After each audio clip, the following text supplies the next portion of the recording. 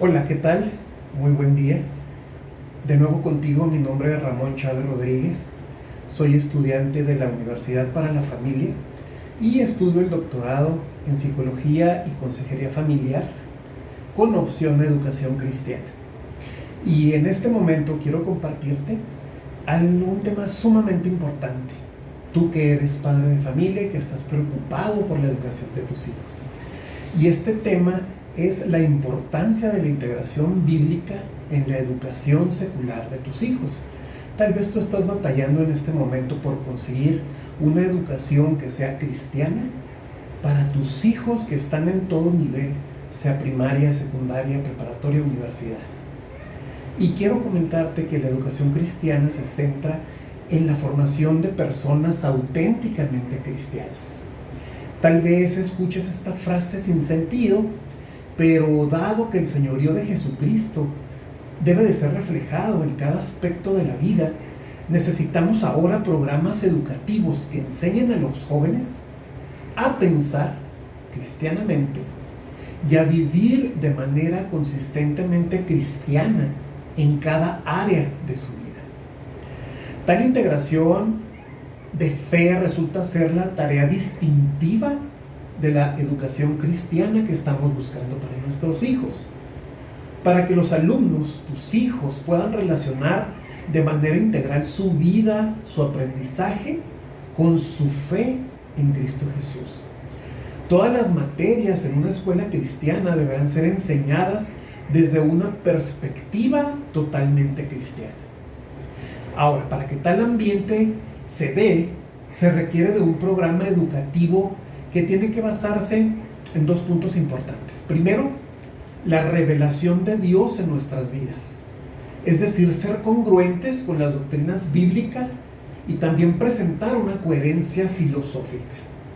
Y el punto número dos es, deberá de buscar fomentar en los alumnos, fíjate, el crecimiento espiritual, en primer lugar, la integridad ética, la relación estrecha con su iglesia, la conciencia del mundo que le rodea y sobre todo el compromiso con el esfuerzo evangélico. Para comenzar el proceso de integración bíblica, sobre el conocimiento secular es necesario tener en claro principios importantes para desarrollar un proceso de aprendizaje y fe que sean efectivos.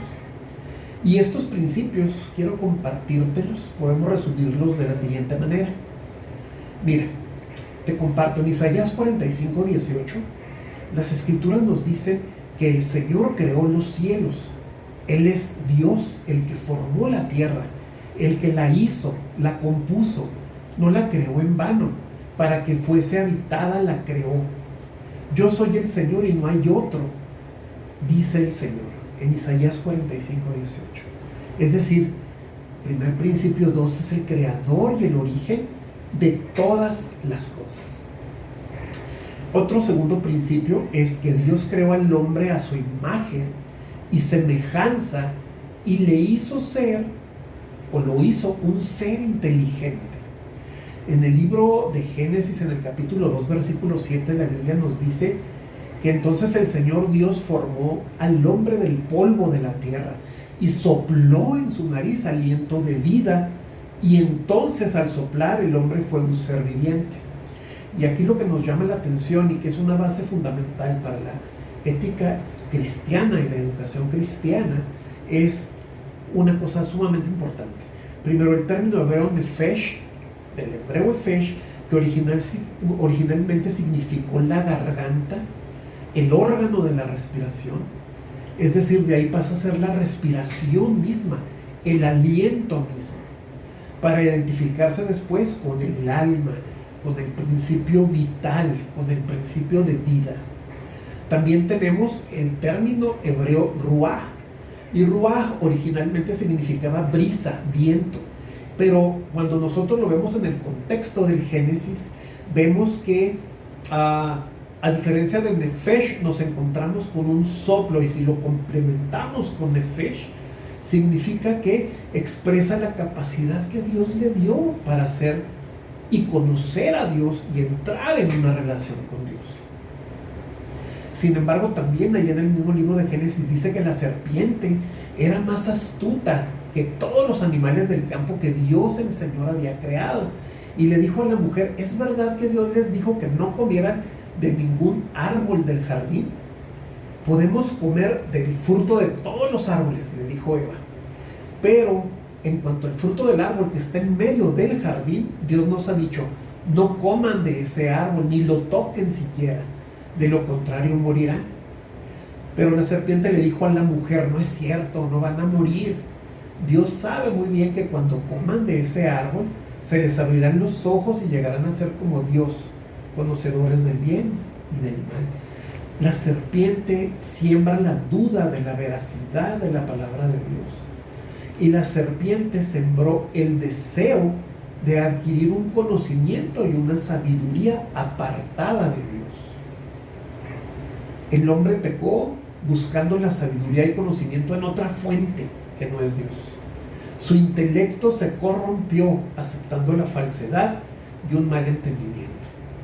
Desde entonces, el hombre ha adquirido por el origen de la sabiduría e inteligencia y se ha vuelto a su propio corazón, a su propio intelecto, alejado de Dios. Es por esta razón fundamental que el proceso de integración educativa es volverte a la verdadera fuente de sabiduría y de comprensión de las ciencias. La integración bíblica nos invita a establecer algunas conclusiones. Primera, en Proverbios 2:6 dice: porque el Señor da la sabiduría, y de su boca viene el conocimiento y la inteligencia. Es muy importante que reconozcamos a Dios en los procesos de aprendizaje. Él es la fuente de la sabiduría. En Colosenses 2, capítulo 2, versículo 2 al 4 dice que Cristo es quien están escondidos todos los tesoros de la sabiduría y del conocimiento. Toda la sabiduría, todo el conocimiento que los hombres reciben, creyentes o inconversos, proviene de Dios. Otro propósito de la integración bíblica es la cosmovisión cristiana o la formación de una mente cristiana. Mira, quiero invitarte a que leas rápidamente 1 Corintios 2, del versículo 14 al 16, donde se menciona que hay dos tipos de individuos: el hombre o la mujer que no tiene discernimiento de las cosas espirituales, y la persona espiritual que discierne todas las cosas desde el punto de vista espiritual, habiendo recibido la mente de Cristo. Hay entonces dos clases de mentes: la carnal y la mente espiritual. La orientación carnal corre en contra de Dios y su verdad. Es una mente secular que tiene una perspectiva del mundo de una manera temporal, que es mundocéntrica y que está fragmentada. En cambio, la mente espiritual es una mente cual la de Cristo, en armonía con el plan de Dios para la vida y el universo. Incorpora entonces una perspectiva que es eterna, que es sobrenatural y que es holística. La intención de la mente, incluyendo los pensamientos y propósitos de la carne, es muerte, pero la intención del espíritu es vida y paz. Entonces, ¿cuáles son las implicaciones para la educación cristiana? Bueno, ante todo, que todos los aspectos de la vida, aún actividades comunes como comer y beber, el enseñar y aprender, deben glorificar a Dios. Número 2, enseñar en el nombre de Jesús significa actuar como su representante oficial, hablar como Él hablaría, actuar como Él lo haría. El apóstol Pablo realza este imperativo en la segunda carta de los Corintios, en donde dice 10:5: destruimos los argumentos y toda altivez que se levanta contra el conocimiento de Dios, llevamos cautivo todo pensamiento a la obediencia de Cristo. Ahora, los programas curriculares se componen de materias de tópicos de conceptos de ideas e ideas de pensamientos. Por lo tanto, si cada pensamiento es sumiso a Cristo, esto implica que cada periodo de clase Cada disciplina, cada experiencia educativa de tus hijos como alumnos deberá como consecuencia anclarse en Cristo Jesús. Hay un pasaje en la Biblia muy significativo en donde señala los rasgos de un currículo cristiano y se encuentra en el capítulo 6 de Deuteronomio, en el verso 4 y 9. Es el famoso Shema. En este pasaje comienza declarando: escucha, Israel, el Señor nuestro Dios, el Señor uno es.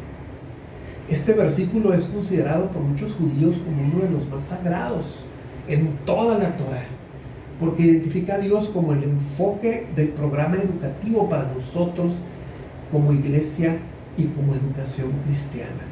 También otro versículo importante de Deuteronomio 6:5 describe la dinámica y el alcance que debe expresar el currículum.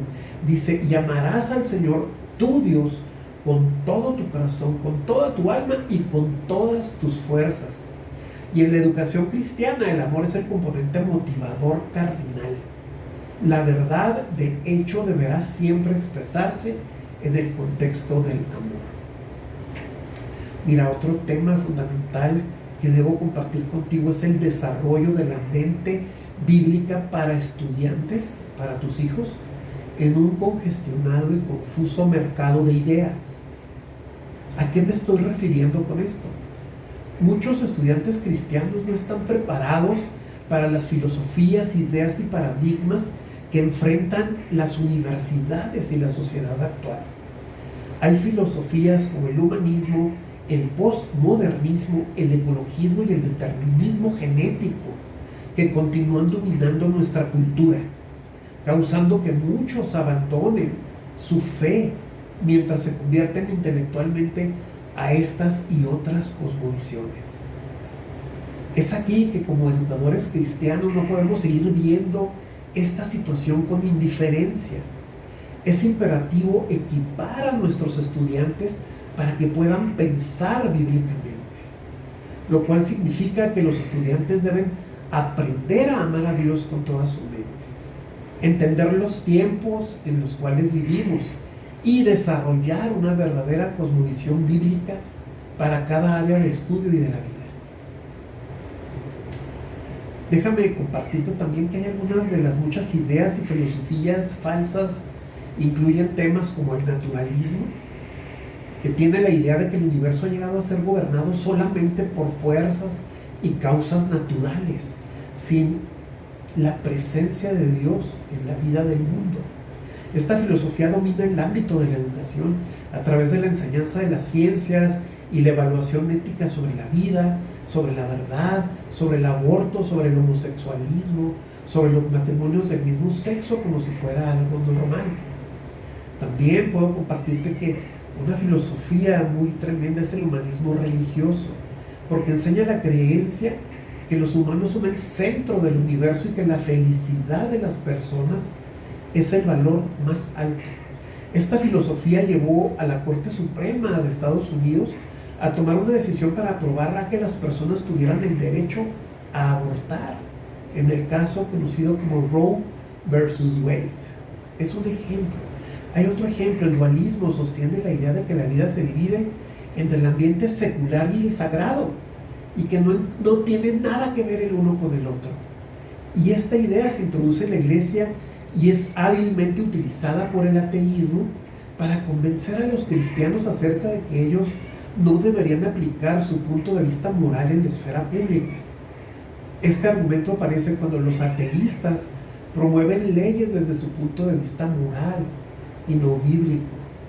Tenemos el posmodernismo, que promueve la idea de que no hay verdades absolutas, puesto que la verdad, dicen ellos, no existe. El posmodernismo promueve la diversidad de valores, la tolerancia de perspectivas y el multiculturalismo, lo cual tiene efectos devastadores en la capacidad de la sociedad para distinguir lo que es lo correcto de lo incorrecto. Y aún así puedo comentarte que existen aún más corrientes: el ecologismo, el cientificismo, el determinismo, el globalismo, el fatalismo, el pesimismo. Si requieres más información más completa acerca de todas estas filosofías, puedes solicitarme toda la información en esta página y te enviaré con gusto. Y volvemos, 2 Corintios declara, tenemos que descubrir fortalezas, derribando argumentos y toda altivez que se levanta contra el conocimiento de Dios.